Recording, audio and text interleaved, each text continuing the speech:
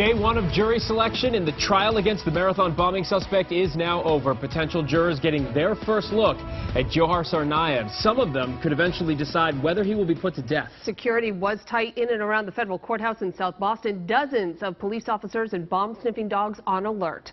Our live team coverage begins with News Center 5's Kelly Tuthill outside the federal courthouse in South Boston. Kelly?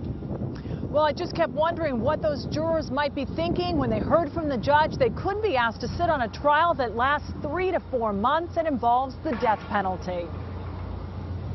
Heavily armed Coast Guard boats patrol the harbor behind Boston's federal court as officers with bomb-sniffing dogs circle the building.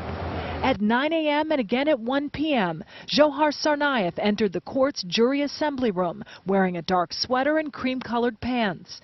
He looked out at a crowd of more than 200 people who may ultimately decide if the 21-year-old should live or die. Then Judge George O'Toole told the crowd they had been summoned to serve on the Boston Marathon bombing trial and warned them to avoid media coverage of the case and not speak about it to anyone or on social media. Over 3 days, a record 1,200 potential jurors will come to the courthouse to fill out a lengthy questionnaire. Every question you can imagine about the death penalty, every question you can imagine about the incident, who you know, where you live, do you know any of the potential witnesses. The jurors are asked to review a witness list, which so far has been kept from public view.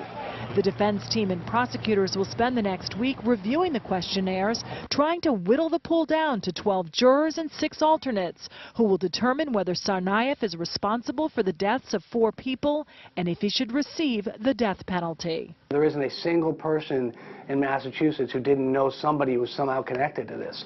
And so finding an impartial jury in this case is going to be an incredible challenge.